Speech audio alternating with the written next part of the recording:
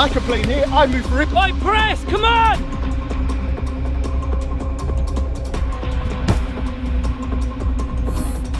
How we doing, guys? Welcome to DT's Daily. Now on today's show, we're going to take a look back at the one game in the Premier League last night between Liverpool and Wolves. And last piece of news involves Arsenal. And we take a look at the decision from Mikel Arteta to drop Pierre-Emerick Aubameyang from the team against Tottenham. I represent my fucking self. How we doing, guys? Welcome to DT's Daily. That's right.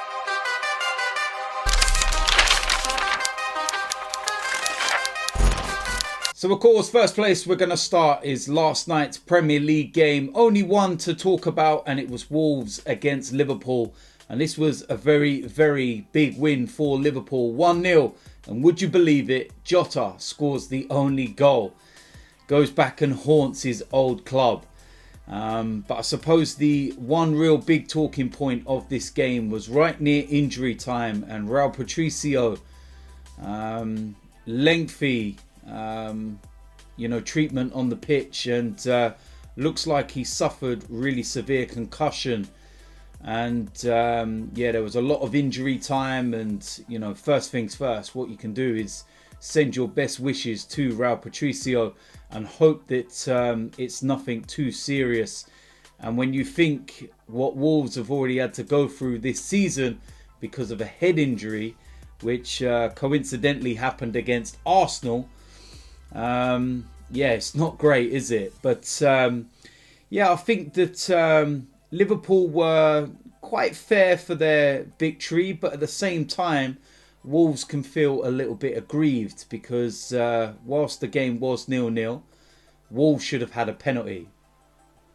I don't know what more I can say on this incident apart from the fact that Alisson had wiped him out, and it's a penalty.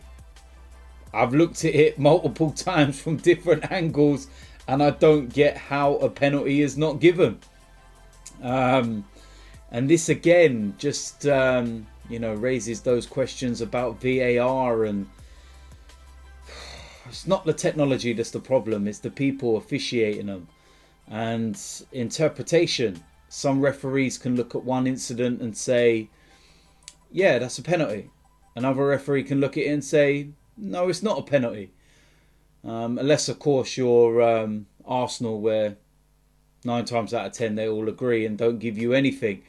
And going away from this, slightly here, but I did also see a lot of the ex-referees like Dermot Gallagher speaking about the Lacazette penalty and trying to say that it wasn't. Shut up. Seriously, it's boring the life out of me now. Why don't you lot talk about the forearm smash in the face from Harry Kane, the golden boy, and everything else? Oh yeah, you're not allowed, are you? But yeah, this game, like I was saying, Liverpool, it's a big win for them. And, in terms of trying to get themselves back into those Champions League places, given the results at the weekend, that is a very, very big victory for them. When you look at the Premier League table and what it actually did, let's take a quick look at it so that we can get an idea here. But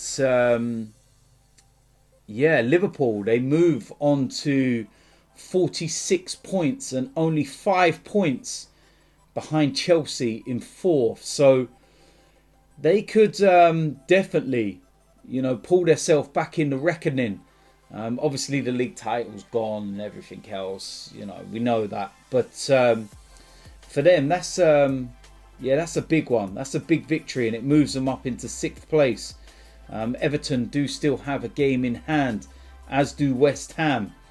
But they'll be happy about that one. And, with a few players coming back and, things looking a little bit, more settled, they'll feel that they could get a good run in the remainder of the season. But for Wolves, they sit in 13th place still. That would have actually took them up into 11th place. But they're going to be safe from the relegation zone. I don't think Fulham are going to claw back that 9-point deficit. despite there still being quite a few games left and whatnot. But yeah, it's one of those. Liverpool will be happy with a victory, and of course we send our best wishes to Raul Patricio and hope that it's nothing too serious. Next piece of news involves Arsenal and Pierre-Emerick Aubameyang. Now, there's been a lot of talk about the decision from Mikel Arteta to leave him out of the starting 11 because of disciplinary reasons, and as it transpires, it looks like those reasons were that he turned up late for the team meeting before the players then went off to the game. Reports have been suggesting that Aubameyang was furious about being left out of the starting 11, and he left within 25 minutes of the game finishing. And I have seen some videos of the interviews after the game, pitch side and everything, and you can actually hear Aubameyang's car leaving the Emirates Stadium. He was in his Ferrari, and trust me, it's loud. And yeah, I can't believe of all the things that people can actually hear is Aubameyang's car leaving the stadium. Arsenal fans are a different breed, honestly. But yeah, he weren't happy. And one of the things that is being mentioned is that he didn't do the customary warm down that the substitutes all normally do. What I can gather from this is that I don't think he would have just walked out and left. I feel that Mikel Arteta has obviously said to him, look, you don't need to do the warm down or anything. You can go. And he's let Aubameyang, leave. I haven't heard of a bust up or fallout from it. Some of the news outlets are trying to be a bit mischievous with their reporting on it and trying to make a mountain out of a molehill. I feel that Mikel Arteta has made it very clear of the situation that, they've drawn a line under it now. But the issue was the fact that it was not the first time. And, rules are there for a reason. And it doesn't matter who you are. You've got to follow those rules. And we've got a lot of young players in the side, Saka and Smith-Rowe, for example.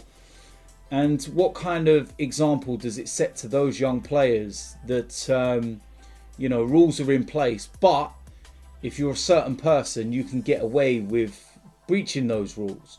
Because as they're going to grow up and get older, they're going to think, well, I'll chance my arm. I can be late. I can do this and I can do that. So I think it's the right thing to do. And I feel that Mikel Arteta has made this decision based on the long-term future of Arsenal Football Club. And I think it's the right thing to have done. It took some serious balls to leave out the captain and your top goal scorer in a North London derby. And it was justified and it worked. And I am fully behind the decision. I love Aubameyang, but if he's broke rules, just going to have to deal with it and make sure you're not late next time. Simple as that. So there we go. That is it for today's DT's Daily. As usual, let me know in the comment section what you think about today's topics. Let me know what you think about this Aubameyang situation. Was Mikel Arteta right to do it or not? If you're new around here, make sure you hit the subscribe button, smash a like on this video, and I will see you lot soon. I'm out of it.